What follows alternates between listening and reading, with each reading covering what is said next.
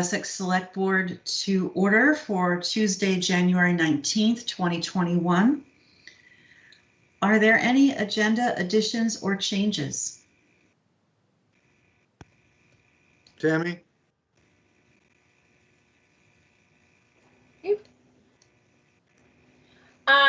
No, actually, I discussed this with Elaine, so there aren't any. Okay. Fantastic. Thank you. Board members, are there any consent agenda items you'd like to pull out to make business items?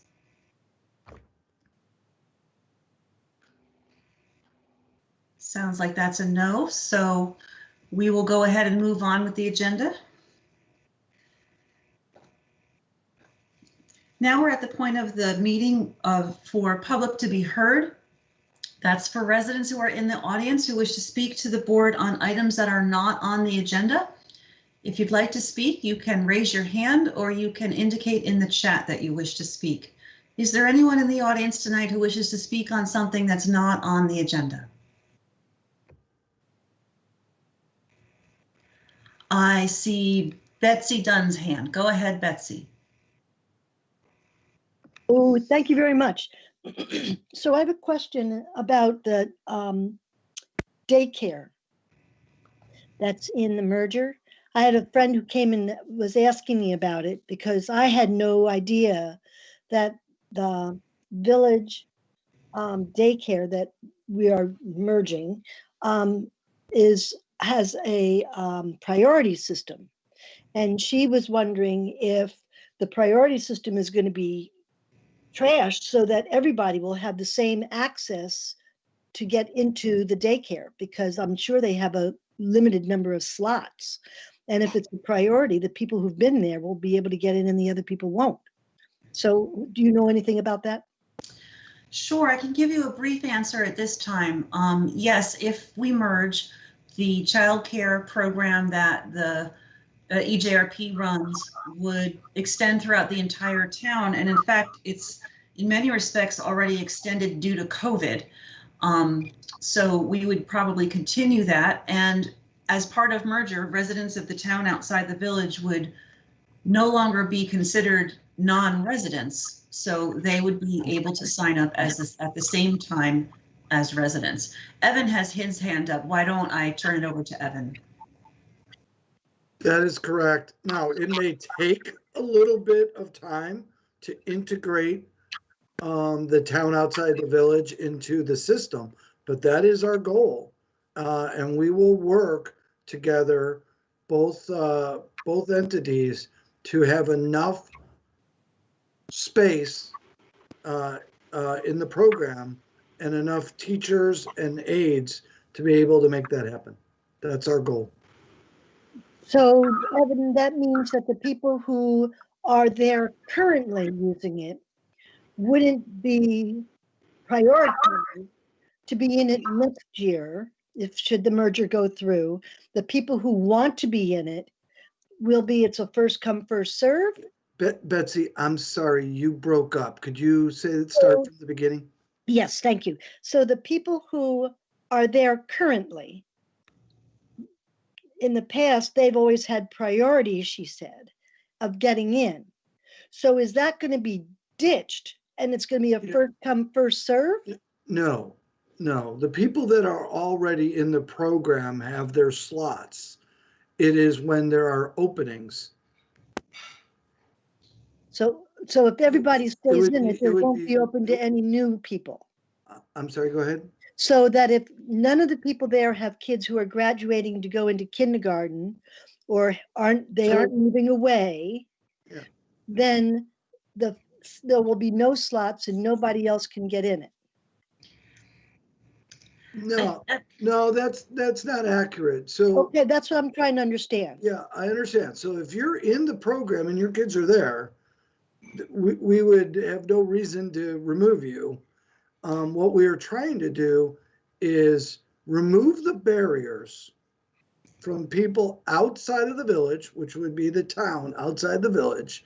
And when there are slots available, it is done equitably.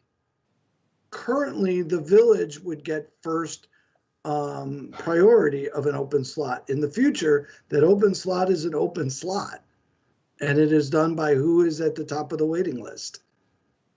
And then we're also looking to make sure we are meeting the demand of the community.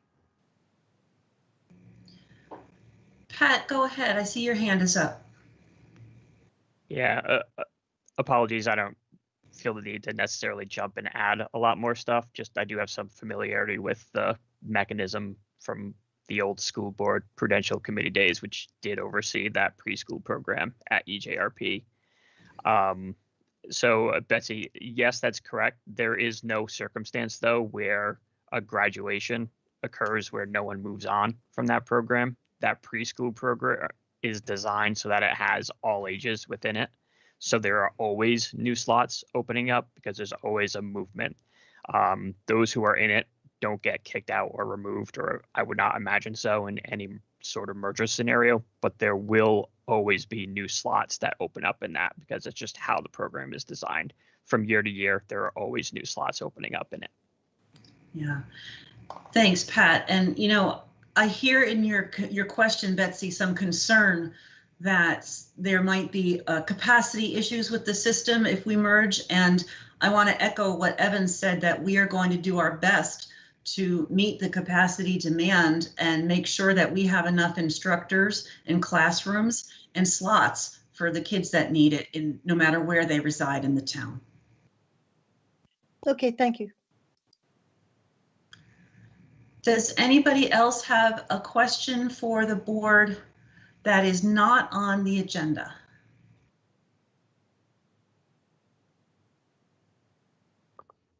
Okay, I don't see, Irene Renner and then Margaret Smith. Thank you. My question has to do with warning the merger vote, which I believe is not on tonight's agenda. The town's municipal budget this year includes a proposal for the town to write a check toward the village highway and rolling stock expenses, as I understand it. This very generous move means that nearly 100% of the money that village property owners pay in town taxes will come back to those village residents in direct services. Now, why is that significant? Well, for years, and in fact, at the last select board meeting, we heard that merger has to happen because, quote, the village gets nothing for its town taxes, end quote. To the contrary, this budget resolves that gripe completely. So merger is moot, and the vote in March should be canceled immediately. There is no longer a reason for the village to merge its budget with the town's budget, which would have detrimental effects, like giving up ownership of village assets and local control of village assets to equalize taxation when it's already equalized with a budget like the one you're proposing. Why do some of our elected officials refuse to recognize that indeed the village is getting value? In fact, almost 100% of its value for the taxes it pays for the town. I would urge you, please look at the data. Don't rely on these decades-old claims that the village gets nothing. Maybe before 1980, when the police became a department that served the whole town. And since then, with all these consolidations, we've seen other departments come together, but now the taxation is equitable. So there's no reason to merge. Thank you. Thank you. Margaret Smith? Hi, can you hear me? Sure can. Thank you. I just wanted to let you know that last week it took me a long time to get into the meeting. And today I had difficulty also, partly because my computer is a little slow. And the way the web page is set up, you have to download the whole agenda before you can access the meeting link. And so it took me almost 10 minutes to get in this time as well. So I'm sorry I missed the beginning of the meeting, whatever comments there were. But I would urge you to set up the web page so that there's a direct link to the meeting without having to download the whole agenda first, all 300 pages of it. Thank you. That is an excellent point, Margaret, and I'm sorry that your system got overwhelmed for a while there and delayed your entry. Evan and Tammy, I wonder if we could figure out a way to just make it possible for folks to join the meeting from the website or somehow without having to download the packet first. Yeah, this is the first we've heard of that. We'll certainly run through IT with it. Thank you. And Margaret, again, I apologize for the inconvenience there. Annie Cooper. I just want to remind my fellow residents to speak to our select board with a kind and non-condescending tone. Thank you. Thank you. Are there any other comments that are about items that are not on the agenda? Okay. So seeing none, we are going to move on to the first order of business, which is the public hearing on the fiscal year 2022 operating budget. I will open that hearing now. If you have any questions, comments, observations about the FY22 budget as proposed, now would be the time to talk about it. Is there anyone in the audience who'd like to raise their hand and discuss the budget?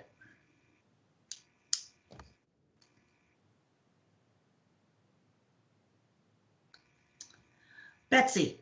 Oh, Betsy. Yes, thank you. So happily during COVID, I've been using the trails in my Matthew Forest here. And it's been really wonderful. And about a week ago, I ran into, not literally, but I came across two of the people from the rec department who were clearing logs away from the fallen trees away from the path and everything. And they had a map of the trail system. And they indicated that they thought it was going to be put out as a, what about a PFD, FPD? PDF. That's it. Thank you very much. A little slow on that. Okay. But I also, my question is, I was asking them if they have money to put in, because it's a long trail, a lot of them, and people get tired or they just want to sit down. And I'm wondering if we have money in the budget for benches of some sort that periodically, so that people can sit if they are getting tired. My 95-year-old father-in-law, who's living with us now, goes out there, and it would be nice for him to be able to sit down, I think, before he comes back, gets one way and comes back another. I'm just wondering how much money we've put into the trails. Evan, is that something you could address? Not off the top of my head, but I sure can ask Allie what their plans are for any benches out on the trails. Okay, thank you. Okay, next person with their hand up is Walter Adams. You'll need to unmute yourself, Walter. How's that? There you go. I have a rather long list of things that I'd like to talk about, and unfortunately, I have not downloaded your latest agenda, but I am using the agenda that was part of the previous select board budget hearing. And the first item that I have a question about was on page 10, which is a spreadsheet that says Town of Essex General Fund Budget Summary. And it shows that in the fiscal year of 2019, the town showed a surplus of, fund balance in your world, $851,396. And in fiscal 20, it shows that you had a fund balance of $1,031,000 plus. So it raises the question that, excuse me, while there is a 21 budget shown, why can't you generate some idea for where you believe the 21 budget is going to end up? And I appreciate that that's just a guesstimate, but if it's going to show another $1 million surplus, it seems to me a little silly that you want to raise our taxes. So, I mean, I appreciate that for some reason, all of the things that happen in the town of Essex don't appear to be represented on this page that I just described, which is page 10. And I guess I'm a little flabbergasted that there could be lots of other items so that somebody could argue that the actual surplus was something under $400,000. So that's question number one. I guess if that's actually a question. The next question I have is, there is an amount on page 15 under general revenues town. And there is an amount that was raised in 2020 says property taxes, and it says $13,332,000. So if I take a look at that and I take a look at the town tax at that point, which was let's say 0.52 or 0.53, and I divide those two against each other, I find out that each unit of the tax roll base provides $2,600 in revenue. So when I take that $2,600 and I multiply it by the town highway tax, which is 2 cents, 200 in the axis of this world, I find out that what gets collected there, or potentially gets collected there, is somewhere well south of $300,000. But this budget says the total amount collected by the highway tax was only $169,000.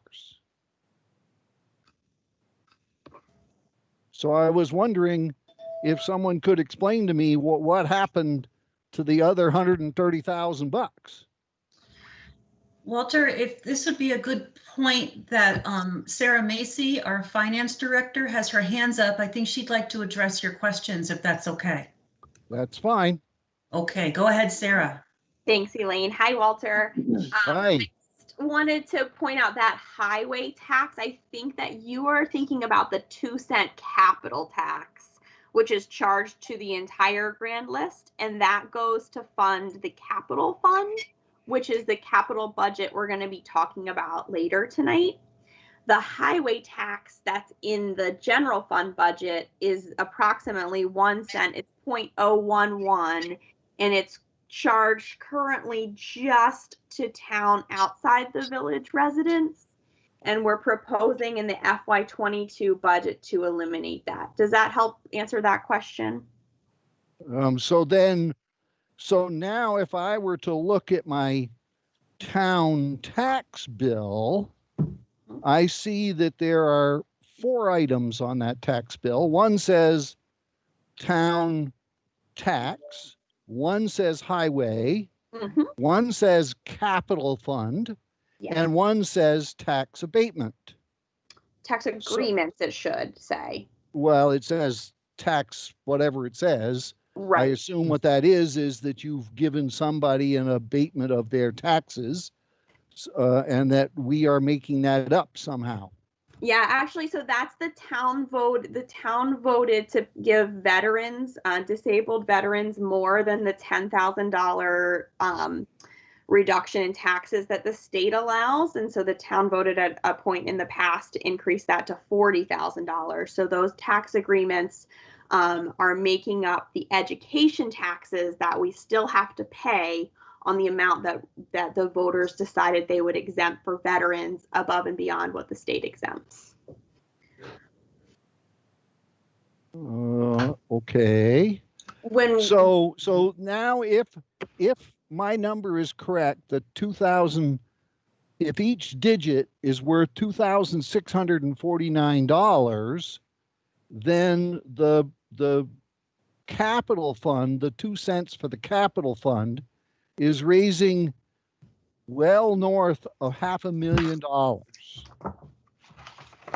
And I wondered, it appears to me that in the current budget, there is a transfer to capital, and it'll take me a minute to find it, but there is a transfer to capital that was about $350,000, give or take.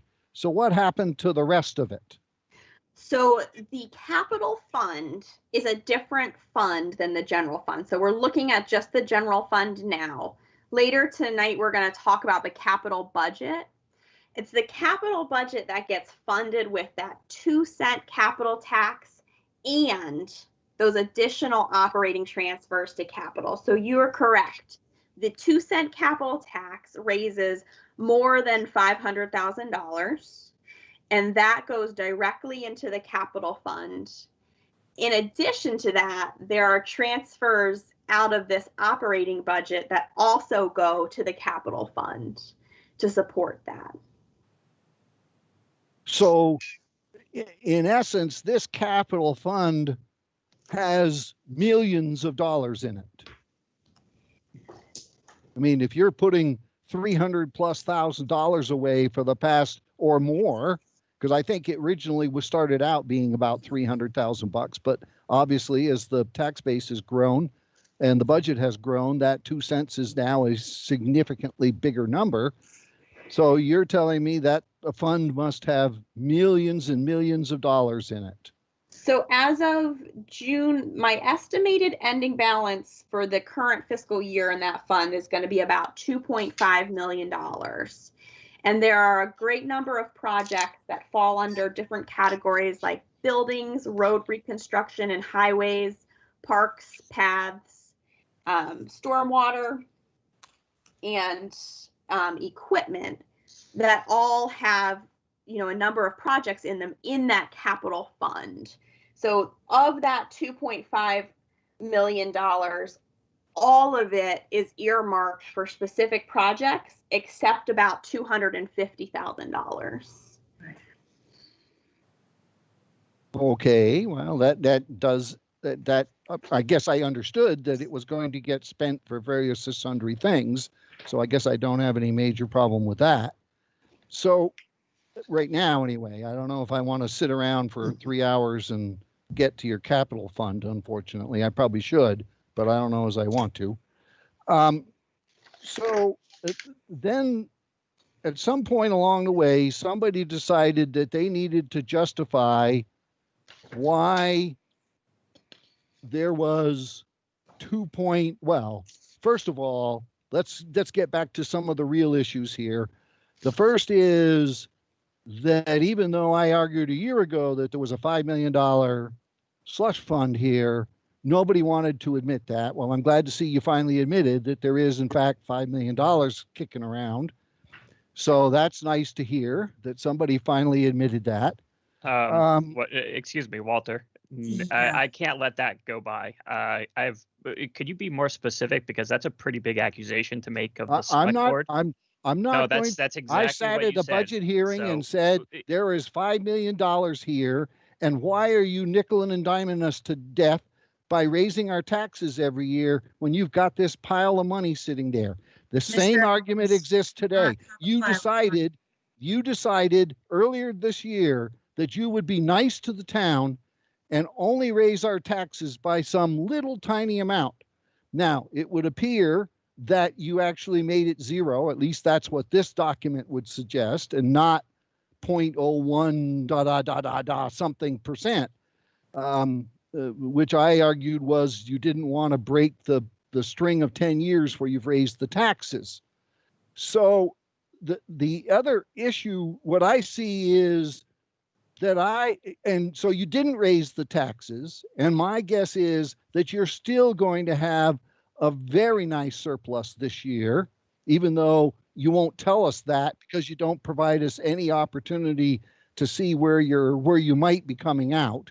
So my argument is, let's transfer the highway tax and have the same tax rate next year without the highway tax in it. And let's see, because you got $700,000 and you have never been negative ever in the last 10 years. So let's put whatever it takes of that back into the budget once you figure out what an appropriate budget is based on what you would get with using the same tax rate that you used last year and the year before. I don't see that there's any reason whatsoever that you couldn't do that. So, having said that, in this, there's a list on page 9 of the original Selectmen's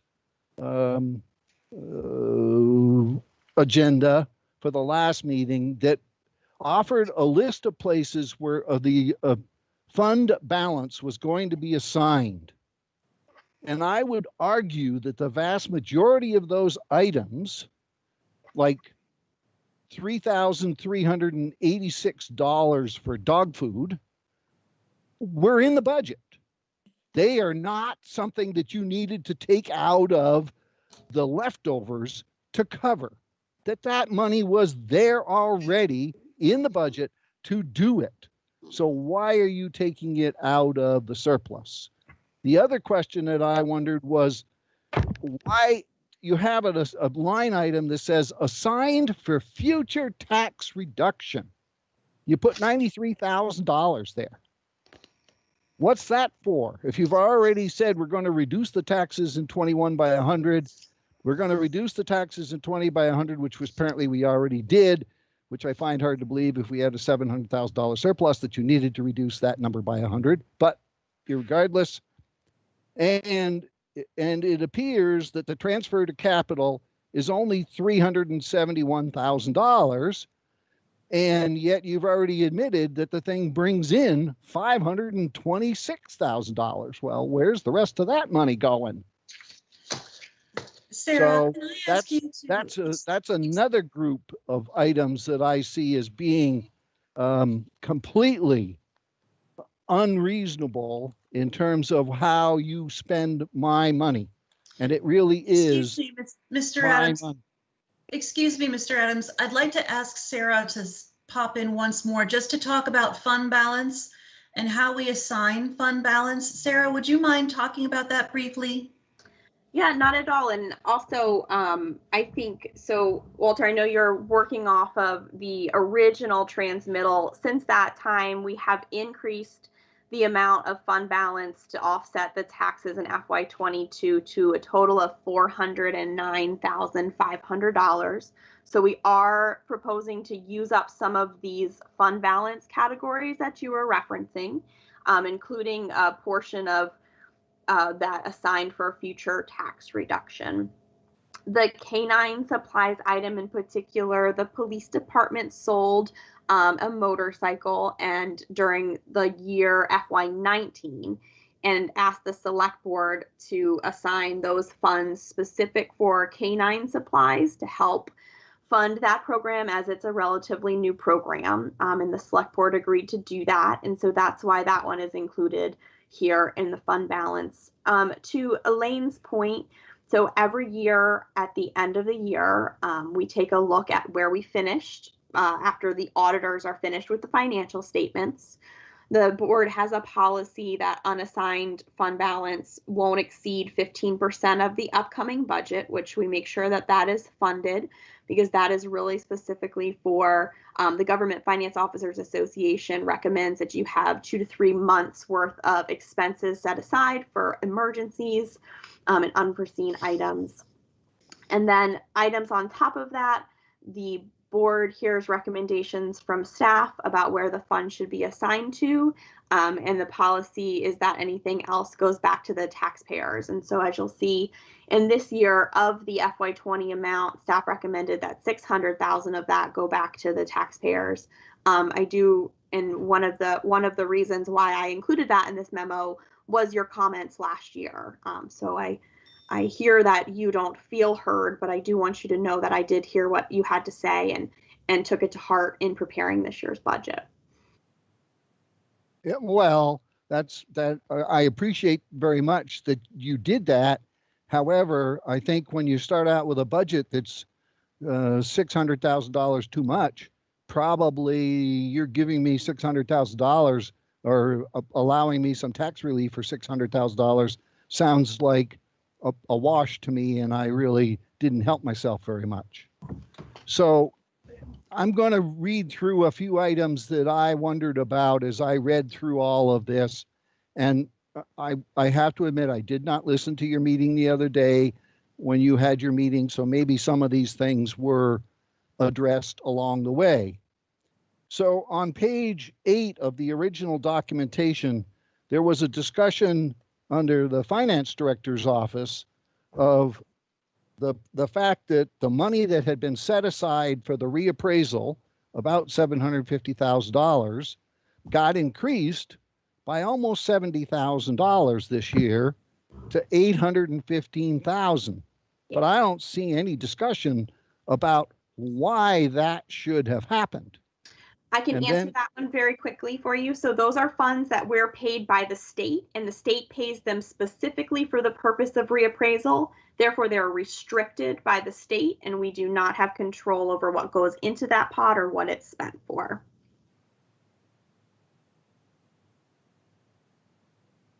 So then though that $800,000 doesn't come out of our money, that's state money that they've given you.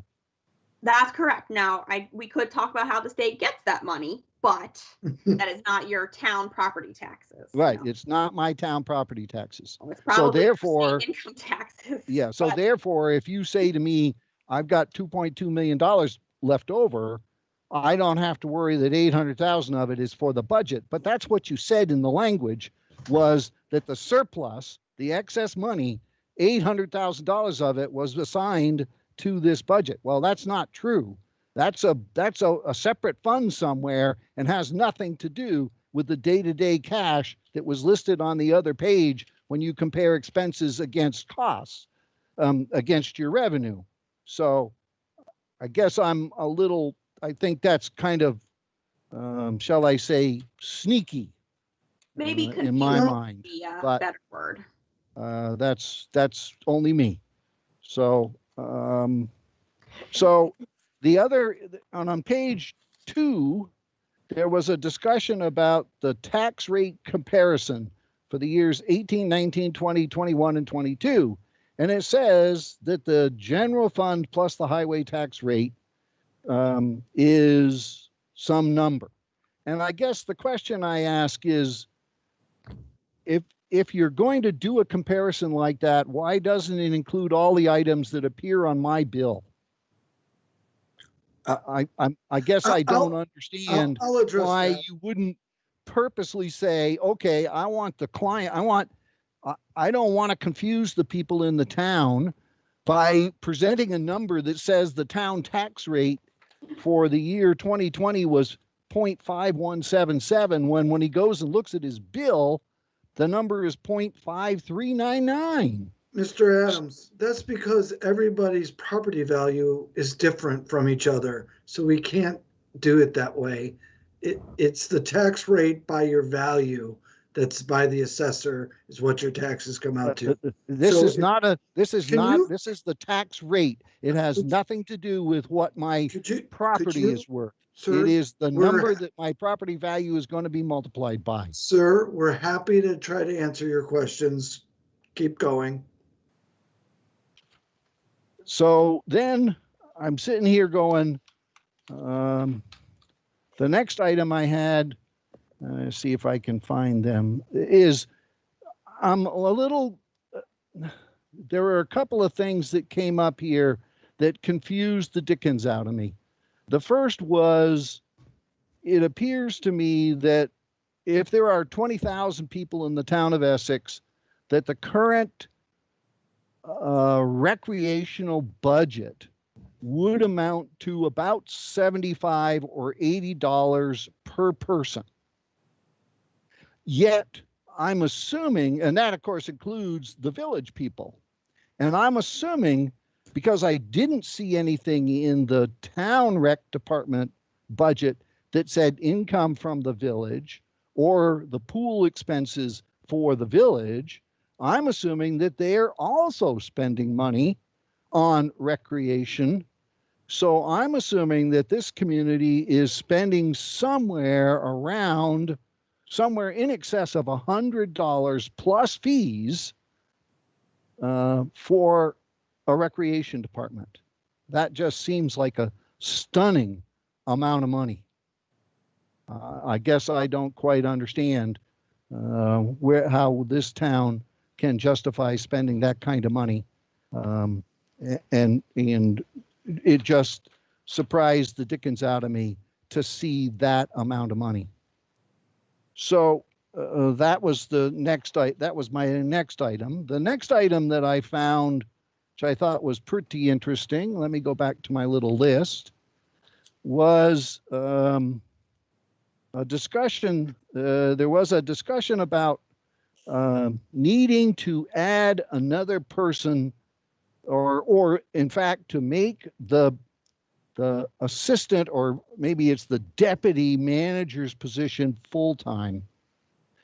And I was thinking to myself, the only reason the merger saved us any money was because the town manager position got split between the two entities.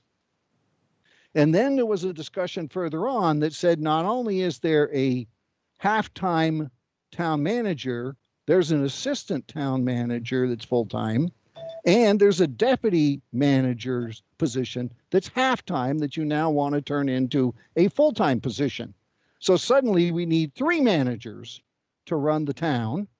And I guess I wonder why that is, when we used to get away with 2 when Pat was here. Why don't we have our current manager, Evan, go work for the village, and we'll just operate with the 2 other people that we already have, and be done with it. It just seems like a humongous amount of people running a town that used to run with one or 2 people. It boggles my mind, and it appears to me that eliminates almost any potential of the merger saving us any money if we're going to have that many people working in that department. The other point that I would offer is that it appears to me that we don't need an economic development position at all. 0, no way, no how. That position has, I think, always been filled by the person who was the community development director, a person who can actually talk about what land is available, what the rules are, and all that good stuff. We don't need to have another person who will spend all his time learning the town before he ever does anything that's of any use, if there's even anything to do. And I hate to say it, but I sat through a couple of economic development committee meetings, and I wondered what they were doing. And I still wonder what they're doing. So you didn't hear me say that. And which brings up another point. Interestingly enough, I have no problem in allowing the select board to get paid $2,500 per person. I am one of the few rare people. In 1969, I was a selectman for 6 months. I worked on merger, I worked on the Tri-Town Sewer District, and something else. So the landfill. So I know how much work it is. I was also on the Planning Commission for 8 years, so I know how much work that is. I would argue that those other positions do not and should not be paid $50 a meeting. That's ridiculous. That's not why people go to those meetings or want to attend them and want to support their town. If you think it is, there's something wrong. You know, if somebody needs help, and you might want to say it that way, to pay for a babysitter or whatever, that's a different thing. But my reaction is that that's $27,000 thrown down a rat hole. And I can see people at the Economic Development Committee saying, well, let's have a meeting every week because we'll get an extra $50. So whether we need it or not. So that's what I'll say about that one. On page 2 of the budget, there's a discussion about transferring $140,000 to the village, but which will be offset by elimination of the highway tax. And I'm going, now wait a minute, this budget is $759,000 in the red. In other words, you got to collect an extra $759,000 from me because of the way the budget is configured.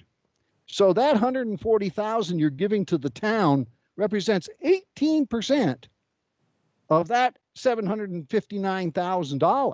What do you mean it doesn't have any effect on the budget? That's it. That's $140,000 I gave away, and I didn't collect $169,000 more that I would have gotten from the village to help me defer my costs. So between the two, that represents almost half of the $759,000 that this budget is in the red. So what's going on? Why are you doing that? That doesn't make any sense. I don't know what you're doing with it, but that really makes no sense to me at all. And I don't understand why, if we're going to collect all the money from them and then hand them a check for $1.3 million so they can run their public works department any way they darn well please, that seems like a pretty shoddy way to run the railroad, if you want to know the truth. So let's see what else I can find here that I'd like to talk about. There was quite a list of things. As I said, I think you should think about making the tax rate exactly the same as it was last year. You will gain a little bit because you don't have to pay the highway tax, but the whole town will pay the highway tax, or everybody will pay the highway tax. And I think that's an appropriate thing, especially given that you ended up with $1 million surplus last year. There are a couple of other things that surprised me a lot. The first was, or the biggest item was in the police department. Does somebody know how many unfilled positions there are in the police department right now?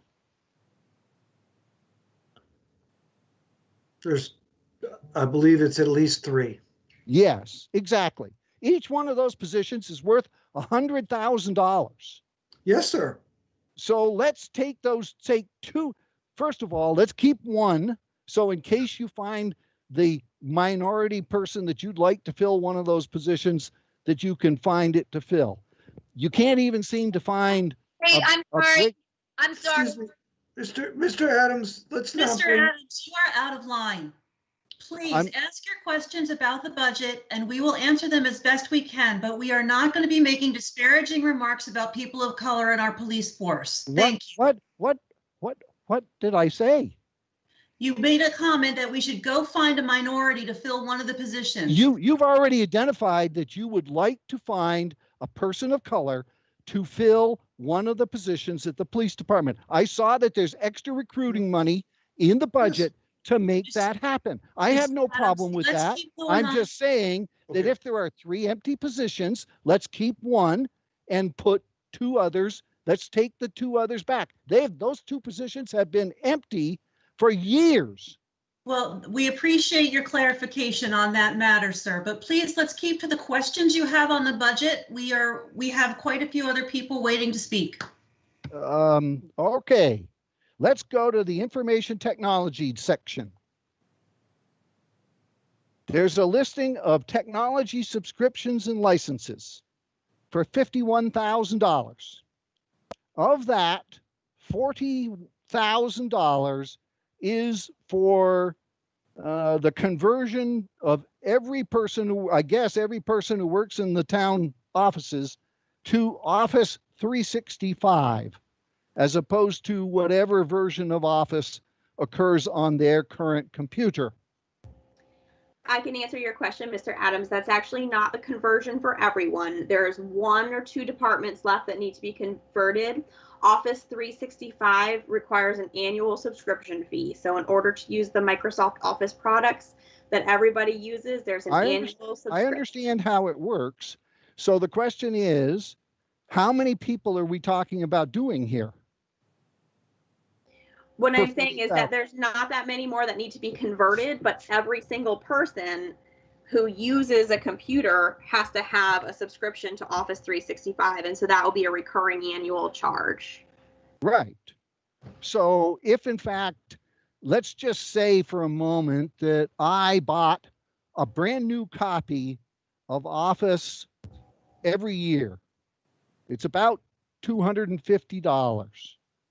So if I had 20 people that had to have a new version, I would spend I'd spend $50,000. But I wouldn't have to spend that money again next year, or maybe even the year after. Once you commit yourself to spending $40,000 a year, it's nothing I can get rid of.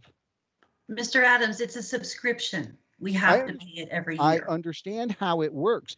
It is after having read everything that's in here, I didn't see, but I would say that it appears to me that the town spends between $200,000 and $300,000 a year on software subscriptions.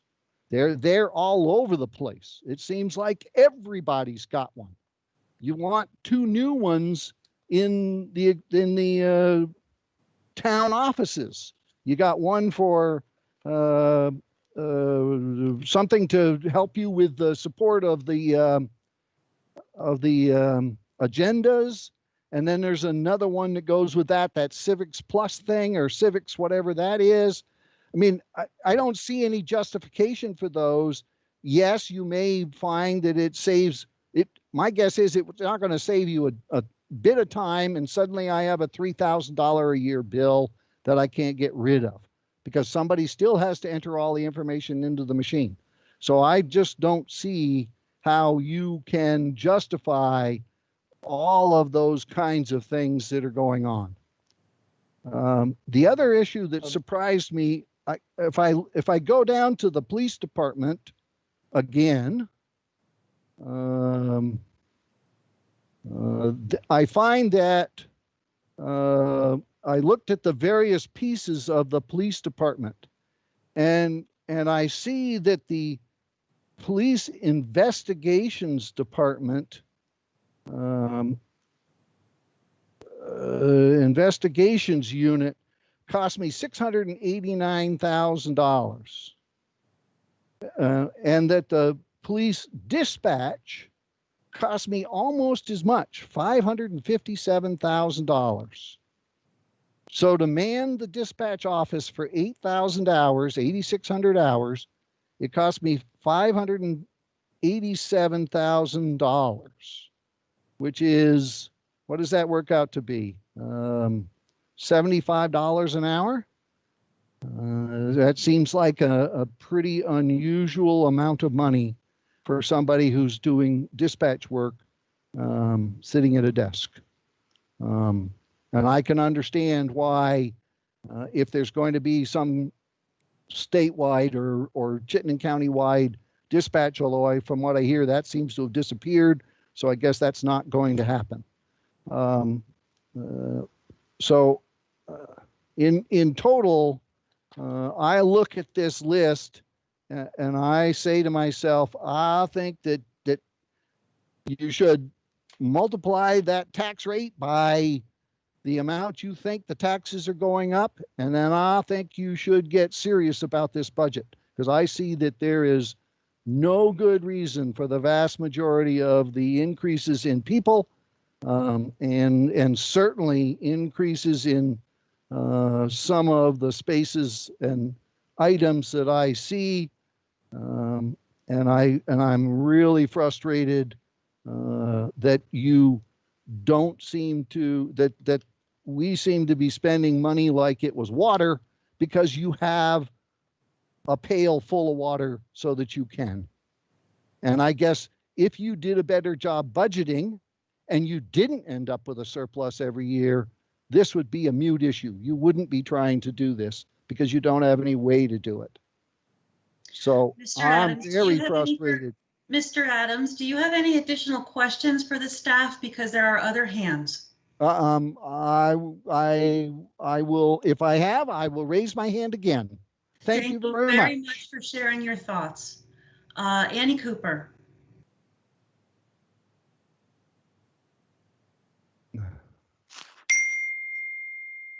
I think I would just like to speak directly to Mr. Adams. I know I'm supposed to Annie, speak you directly. need to direct your comments Okay. to the chair. I would like to say that if I'm not sure that this is the amount of time that each citizen would be given to be heard, and I ask that Mr. Adams, well, ask that all people in our community recognize the amount of patience and understanding that has just been given to the amount of time and depth of, I'm really frustrated on behalf of other citizens of our town. Thank you. I will, thank you. This is a public hearing. This isn't a specific opportunity for members of the public to say what they want to say. And in other instances, we have put limitations on time. We are not doing that today because it is, first of all, the budget, and second of all, because there aren't a ton of hands up. But I appreciate the sentiment and I appreciate the feeling behind it. And I would like to ask people who are speaking on the budget to keep their comments succinct and related to the budget, and to refrain from unkindness towards staff. That would be greatly appreciated. Somebody with the initials of PD has their hand up. Go ahead. And please state your name so we can get it in the minutes. Yes, Patty.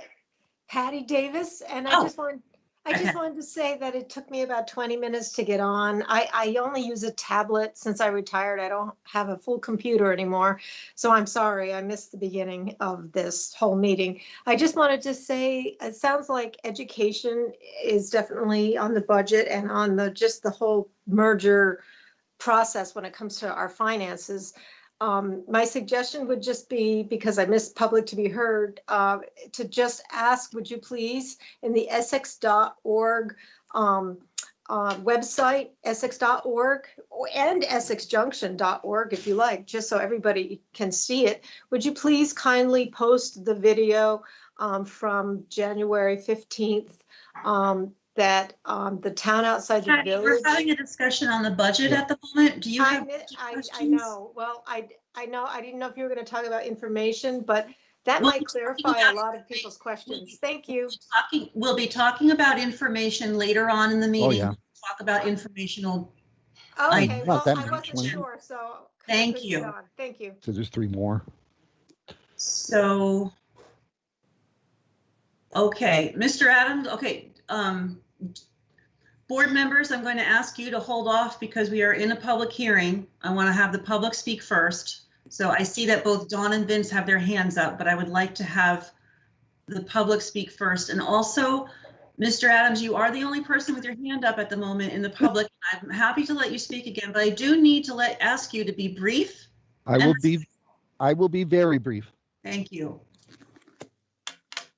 As far as it is concerned, I will say that while each of you works very hard to work on the budget, I spent 16 hours working on what I thought this budget looked like and what I thought should be adjusted in this budget.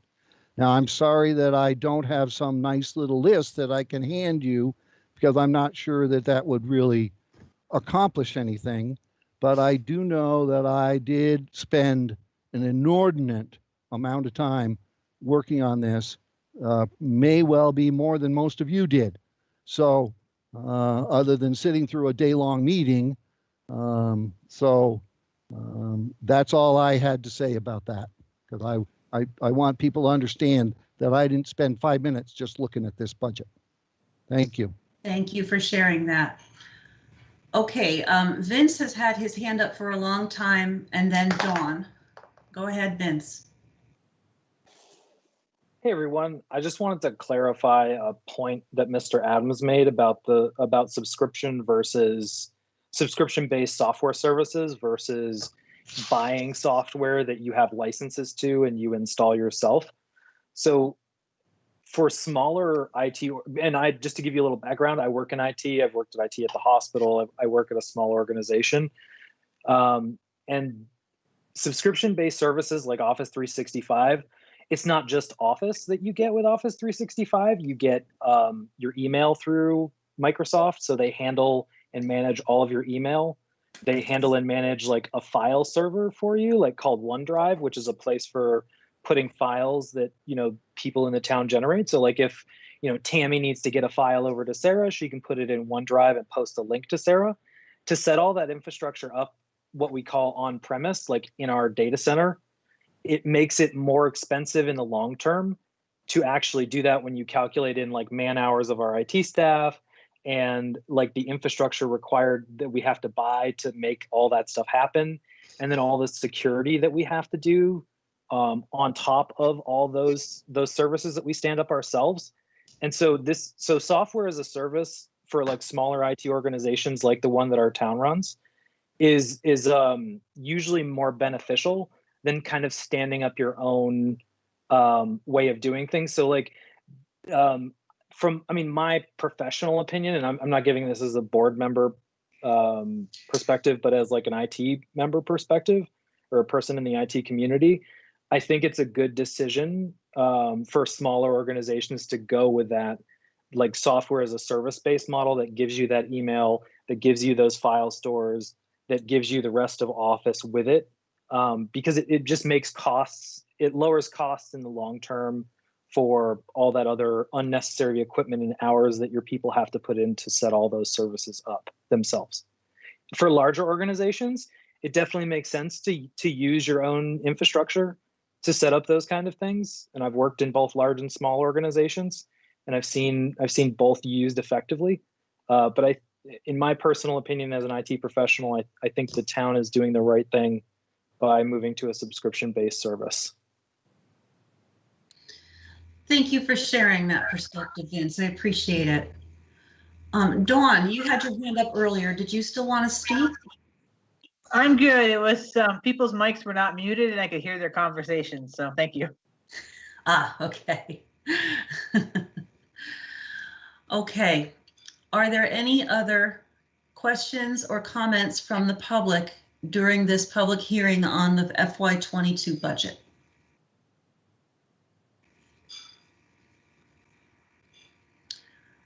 All right. Seeing none, I will ask the board for a motion to close the public hearing. So moved. So moved. Thank you, Pat. Vince, you want to be the second? I will second it. Okay. Any further discussion? All those in favor, please say aye. Aye. Aye. Aye. Opposed? Okay, we have closed the public hearing on the FY22 budget. Thank you, members of the public, for being here and sharing your thoughts. Let's move on to the first business item, 6A. Consider adopting fiscal year 2022 operating budget. Board members, do you have questions or comments regarding the budget that have not been addressed or that you just want to ask before we make any decisions on this budget? Andy, go ahead. Yeah, I'm still struggling with my my camera here. I did get a new device, but it apparently is not allowing the Teams to use my camera. I'll have to figure that out. But we can hear you really clearly, so yeah, at least we okay. have that. All right. So Sarah, I thought there were going to be some additional changes made based on discussion that was had between last meeting and here and this one. Yes. Hadn't had an opportunity to jump in yet. Oh, okay. Okay. All right. So you'll cover that. And I guess the other thing is, I know on the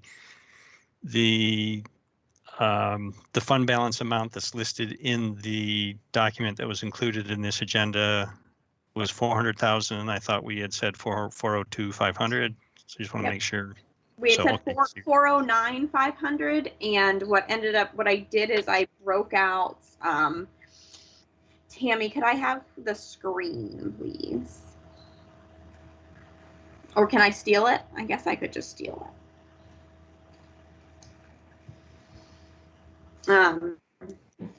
So what I did is there's a portion of that that's in the general revenue section. That's the 400,000 that we talked about.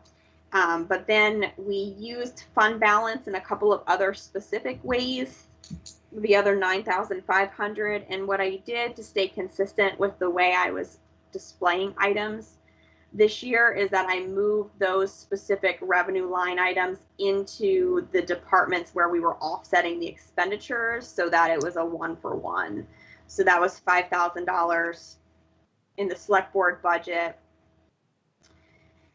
Was $2,000. Sorry, I'm trying to zoom as I flip through. $2,000 in the police department budget. That was to offset the line item for canine supplies, which is their account program supplies. And then there was $2,500 in public works admin to offset the landfill certification item. In addition to that, oh, sorry, no, Andy, you were asking your question, so keep it on.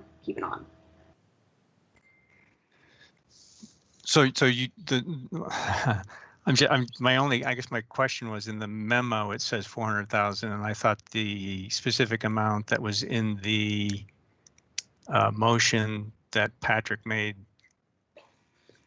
was 402,500. So that's what I'm just. Is there a problem with regard to the fact that the motion made last week was a different number than the ones we're talking about here? Do we need to?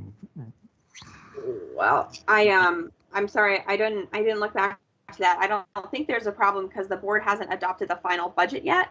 And there were a couple other small changes based on your questions, Andy. For example, we did reduce the amount in the clerk department for elections down to $8,000, which also lowers the bottom line. We reduced the amount transferred to capital from IT by $1,000, and we reduced in a dollar amount in the seniors budget for $600. And so the bottom line, oops, that's revenue again, but the bottom line is slightly different from the memo that I put together last week for the packet.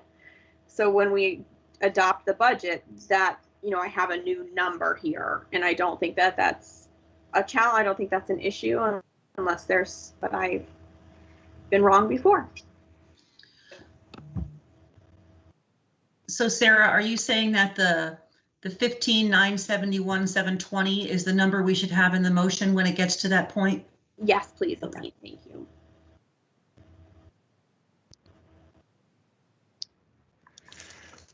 Okay, then as long as I guess you're on this spreadsheet, go to the select board tab.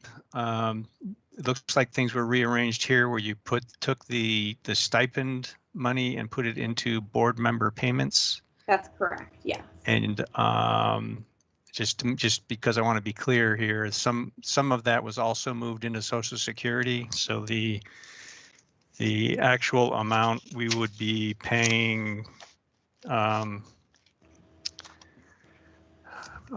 committee members and so forth, or board members would be, was it $46.55 or whatever? No, I'm sorry, Andy. I thought I had sent some answers to your questions earlier today. I'm not proposing to change what was proposed of $50 per meeting per person on a voluntary basis. I took the total amount that that we calculated for a year, and I divided it by 2 to suggest that we would start doing this in January instead of July. I think that $50 is where, is what I'm still proposing. We are not expecting everybody to accept the stipend, and so that the total dollar amount is less than what it would be if it were 100% acceptance. But I think we're still talking about $50 per person per meeting. Okay, so previously, I guess when we were talking about I think it was a whole year, we were talking about 550 person meetings. So now we cut that in half by moving it to starting at the mid-year, and then you took some of that out additionally to pay the Social Security that would be due for those payments as well. So that it's some small number less than half of the amount that had originally been proposed. Yes. Okay. Okay. So make sure I understood that. All right. All right. So, but that we're not changing the number we're offering. It's still $50, but it just got a little bit smaller bucket to come out of. Okay. Correct. And since we haven't established, you know, our process, our procedure for that yet, I mean, I think that that's all, the money is there, the concept is supported, and then we'll work on that piece of it. Mm-hmm.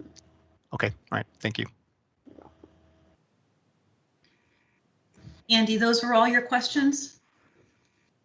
My only other concern is not actually related to the budget. It's more related to the process with regard to the fact that the agenda that was posted for this meeting on Front Porch Forum did not include the fact that there was a public hearing about the budget today.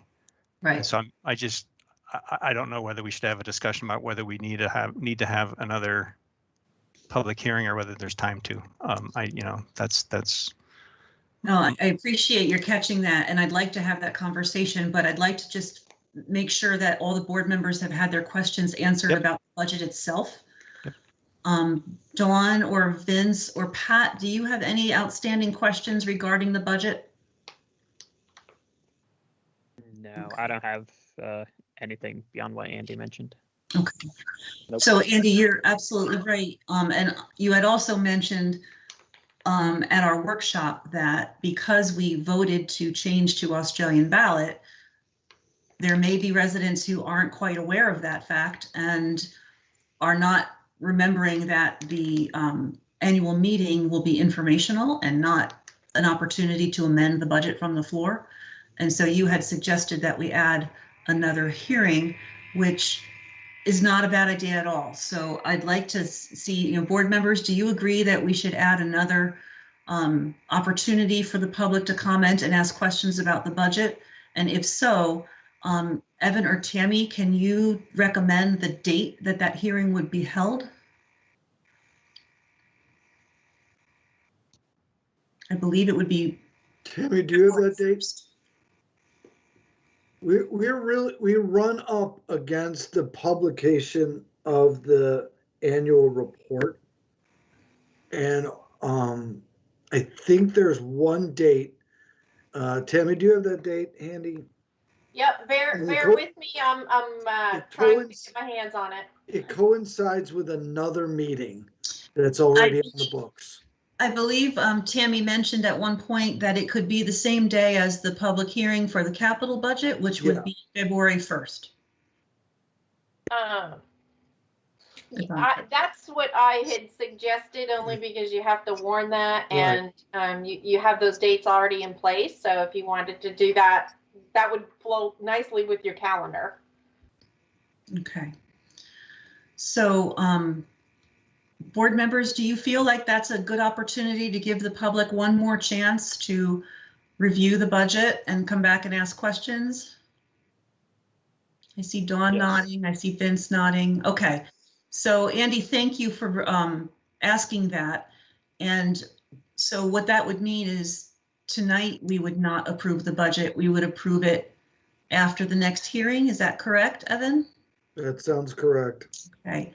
So we would have to warn another public hearing, and we would have to move the approval of the budget to February 1st.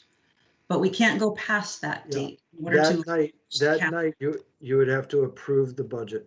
Okay. So then in order to make sure we're following the agenda tonight, my suggestion would be that we table 6A, and that when we get to 6D, which is the warning of the public hearing for the capital budget, we amend that warning to include the warning for a second hearing on the town budget. Dawn? Will all of this updated information that we've done, that Sarah's done, and that we've contributed to be available to the public quickly? I'm assuming, but Evan and Sarah? I'll do my best. We'll try to get it together for at least for the packet that'll go together for the February 1st public hearing. That's good. I just want, if people are going to have questions, to give them enough time to look at it with all the changes, Sarah. Thank you. It's not the full transmittal again. Usually I just put together the spreadsheet, so I'll That's fine. pull that together. Thank you. You're welcome. Okay, so with your consensus, we will table item 6A and pick it up again when we get to item 6D. Board members? Yes. Okay. Okay. So let's move on to 6B, presentation of the CCRPC Unified Planning Work Program, affectionately known as the UPWP. Request and consider authorization of proposed projects. Dennis. Thank you very much, Elaine. Every year, the Regional Planning Commission puts out requests to fund community projects through their Unified Planning Work Program. And every year we have submitted projects, many of which have resulted not just in studies, but essentially studies which lead to future implementation of actual projects. We've got a number of them that are ongoing now. So this is for this is for FY22. And we have actually, just so the board is aware, the due date to submit these is January 22nd. And so we have already submitted these, but it's subject to a follow-up letter from the select board indicating that they've presented what we're going for in a public meeting, and that they provide a letter of support that we have the funds, local funds, to support this. These are leveraged funds, so it helps us in many ways. So there's a series of, you've got a memo, and I'll just summarize the memo.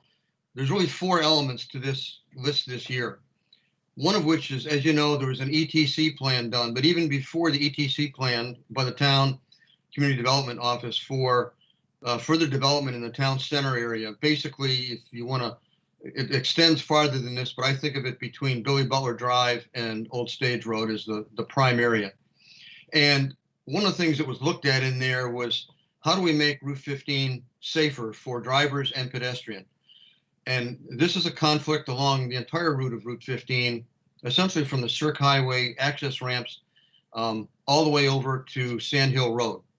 And the issue that we have really is one of speed in the corridor and how we reduce the speed. If you've driven that, and I don't think everybody has driven it, but I've looked at the speed limits along there, and some of them are up to 40 miles an hour. And the state will be installing, not this summer, but next summer, a new traffic signal at Sand Hill Road as part of the circumferential highway work, which will not cost the town anything, but that's a new intersection with new signals, new design.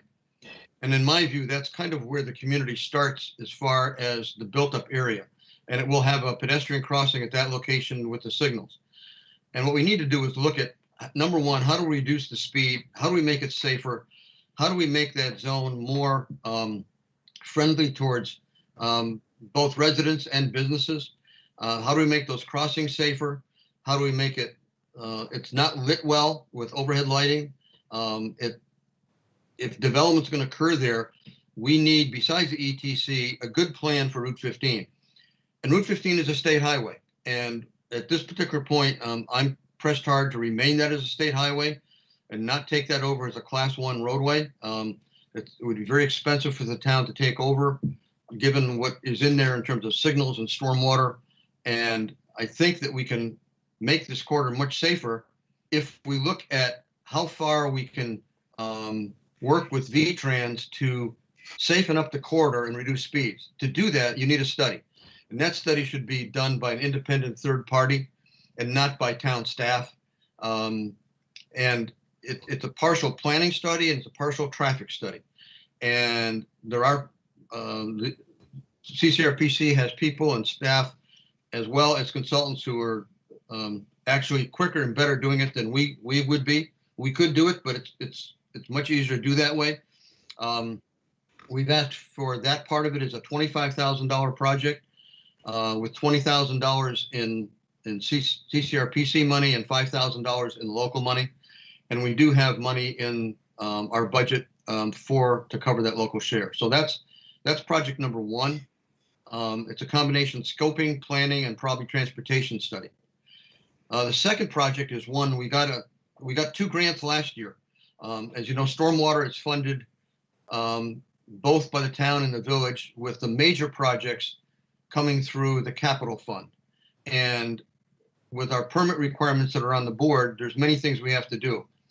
We got grants last year in the town, and we got one in the village, $50,000, $40,000 CCRPC, $10,000 town. We've got a lot of old metal storm drains in the town and in the village that were put back in the 60s. And what this project does is they've hired a consultant. We've already been through one round. We didn't do all our pipes because $50,000 worth of work, televising all the lines, doing up the reports by the consultant is not going to cover the entire town or the entire village. So we're going in for a second round to see if they will fund a second round of this work for FY22, so that hopefully by that time we'll have completed the inventory on all our pipes, their condition, which ones might have to be replaced, which ones could be lined, which ones, believe it or not, might still be in decent shape. And so we won't know that until we complete the entire study. And so this is a second round. Again, $50,000, one for the town, $50,000 for the village, 40 and 10 being the local share. And then the other pieces of that are smaller pieces that we go in for, but every year the CCRP hires summer interns, and they go out and do intersection traffic counts. They fund it, but we have to identify them where we want some of those intersection traffic counts. This year I picked the area along Route 15 to coincide with some of the work that's going to be done there. We are going to be doing on our own with developers impact fees, redoing the intersection at Ellen Martin and Route 15. So that's one that we want to go after and get some counts before the work is done and then after the work is done, so we can kind of see what the impact is in terms of the improvements that we might make there. And then there's a couple other locations along Route 15. They also do traffic counts. We have our own counters we set out. We have our own interns. We try to hire a couple each summer if we can get them, usually from UVM, but they've come from other colleges. If they're, if they're living in Essex and going to school elsewhere, we put out the applications and hope they apply. But we want to do, besides the stormwater inventories they do in the summer, they do a lot of traffic counts. But on some of the major roadways where there's high traffic volumes, Susie Wilson Road, Kellogg Road, the state does the major highways, Route 15, 117, 2A, but you've got a lot of the other roads which have significant amount of traffic. And those really need to be done, in my view, by the CCRPC. So we have a list of those that Annie has helped out and put together. So these are the 4 projects. And again, that's a no cost, but you have to identify the work to be done. So those are what we put together. We have the funds to cover the local share of all the work. If we get all the funds, it's what, 40, that's 80 and 20. So that's $100,000 in CCRP money, which would cost the town about 25, if I've done my math right and I read this correctly.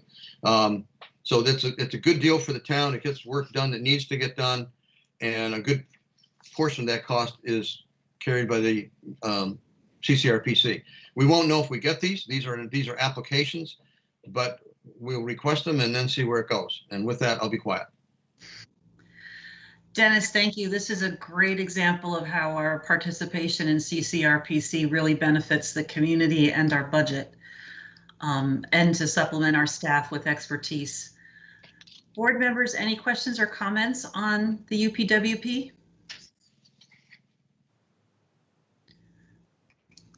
Oh, hang on. Andy. Yeah, Dennis, again, I got to apologize for my camera not working tonight. I did forward to, or I did send along, and I think it was forwarded to you, my comments about basically about the 40-mile-an-hour speed limit through the Commonwealth Route 15 intersection there, and how difficult it is to turn a right on red out of Commonwealth is difficult given the speed that cars are coming from around the building. And I understand that it's not likely that the intersection would be reconfigured, but I think the speed limit, as you say, the speed limit may need to be reduced in that area. So anyway, I passed along my concerns about that. The other question is, I don't know if it's relevant here, but if there's, you said that the study will go all the way to Sand Hill Road. One of the things I don't want to lose sight of is the possibility, if it ever comes to, and I understand it'll be very expensive to do this, but to bury the overhead wires all along Route 15, because it's part of our scenic corridor, and the heading east on Route 15, past Essex Way is absolutely gorgeous, but you get the wires in the way. And if there's ever any way to put those underground, if the state wants to widen things, I don't know if there's anything that we can do to encourage the, clearing out that view. I'd appreciate it. So just wanted to make those comments. Yeah, Andy, I agree with your comments about the speed limit. And this is kind of a unique way of looking at speed limit. So we're going to work whenever we do these, if we do get the grant funds or essentially grant funds, that we want to meet with the CCRPC and especially their consultant, and we'll talk about specific issues. But the speed there is not just a straight speed study of, the typical stuff you do. What's the speed now? What's the 85th percentile? How does that work out? I think you really have to take that speed study and then relate it to what the ETC plan is and what's going to be looked at for the future. And, we still have to accommodate all the through traffic. That Route 15 through traffic is not going away, but it can be slowed down. And if it's going to be slowed down, there can be amenities put in that will enhance the town center area, be a focus to bring business in, but at the same time, slow the traffic, and especially to make it safer. And that one, the location you pointed out, I couldn't agree more. I come out of there many times, and it's like, do I hit the brake or do I hit the accelerator? And depends upon what my vision is for that car coming around the corner, which one I hit first.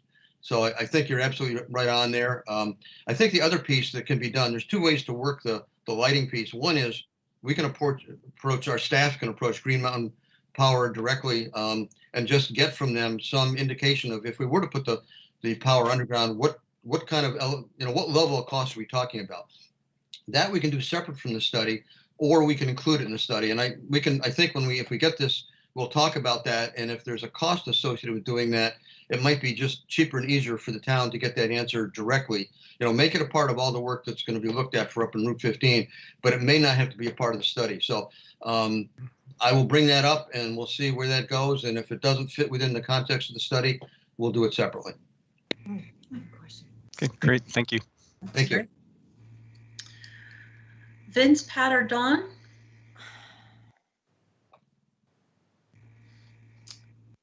No questions. Okay.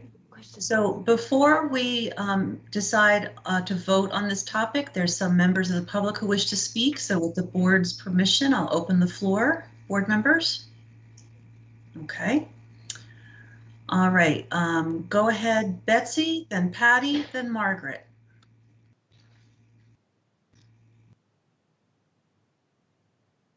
Betsy, do you wish to speak? All right, we're going to skip down to Patty. We'll come back to Betsy. Go ahead, Patty. Yeah, I just wanted to, It's okay. you want me to go ahead? Go ahead. Are you sure? Okay, Dennis, are you still there? I'm still here. Okay, just listen, even though I'm talking to Elaine. Okay, listen to this. I've done a lot of research because I worked hard on the ETC stuff on my own. And I'm really glad that you spoke about ETC because I think you can get $100,000. So if you are dealing with CCRPC and they deal with us.dot.stic, which is the State Transportation Innovation Council, a town municipality, even if it's just the TOV, can attain up to $100,000 in one shot per year if now, because you're talking about Route 15, we don't want to make it a 4-lane highway, but we do want the public realm between the highway and the buildings is existing on 15, where Andy was saying that nice visual of our mountains. We don't want to lose that. I don't know about the wires, but that could be incorporated too. If you come up and work with our planning commission and say, okay, tell me guys what you're doing with the ETC, you can apply for this grant. I don't have the exact date, but I can get it for you, and you can get $100,000 right off the bat. Are you familiar with it? It's called, I'll say it again, State Transportation Innovation Council. I am not. Thanks for that information. Okay, we can talk about it later. Yeah, Whatever. I think don't it's wanna a great interrupt your idea. meeting. I Thank you. take it that that's for implementation. And so, No. It's just what you're talking about. It's the fact that we want the ETC to come into a fruition. You work with ETC because they want people to walk and bike, have the public realm be, friendlier so that the speed limit's less as they come through that corridor. It would earn you $100,000 because you're going to multimodal, which is helping our environment. It's more of a greenway, but it's still allowing traffic through without making 4 lanes. We can talk alone some other time. If you want to reach out to me, I can tell you more. okay. Thanks. Thanks, Patty. You bet. Betsy, are you back on? I am, thank you. I was reading the stuff we were looking at and, oh well. So I only have one question for you. You're gonna do this next public meeting on February 1st? Yes. For the budget? That's also the date that you're gonna do the meeting for the merger. That's the Yes. public meeting. And how are those two gonna sit next to each other? You're gonna be here all night? Well, we're going to walk and chew gum at the same time, Betsy. We'll manage. Yep, okay. Margaret?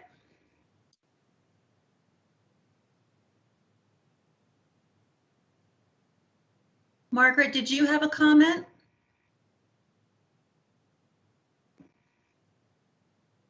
Second, There you go. yeah, I have a speaker that I plug in and I keep forgetting I have to unplug it. Sorry about that. I just wanted to say, I hope that in those traffic studies, they also consider the number of huge semi trucks that are now driving between Allen Martin Drive and the Cirque on Route 15. Every time I go out on Route 15, I see one of those huge trucks. And it would be marvelous if we could divert them somehow so they didn't have to go through that Towers 128 intersection. It's a little scary, actually. And the other thing, Dennis, I don't know if they do a noise survey at all as well. So that's something that I hope they will consider.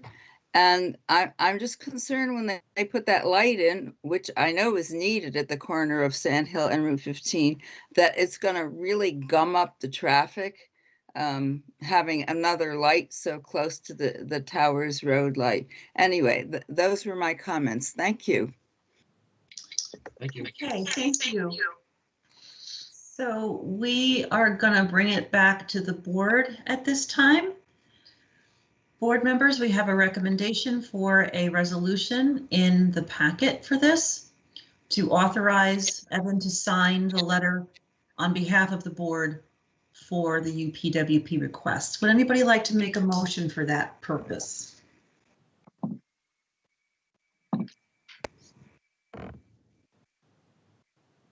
Andy, go ahead.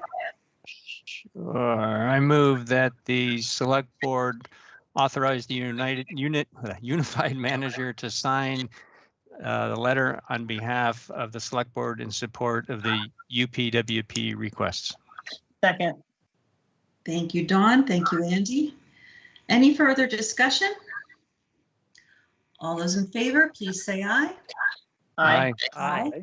Opposed? All right. Dennis, thank you for preparing that on our behalf. Thank you. Let's move on to 6C, workshop on fiscal year 2022 to 2026, capital budget and plan. Dennis and Sarah.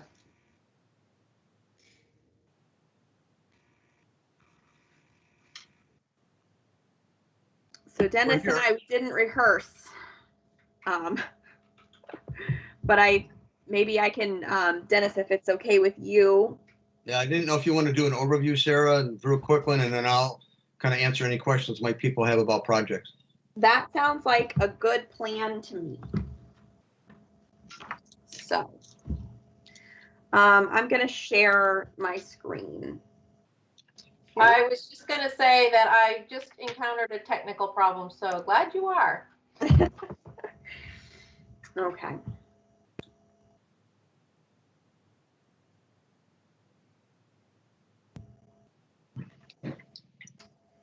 So let's see if that'll follow me. Oh, good. Excellent.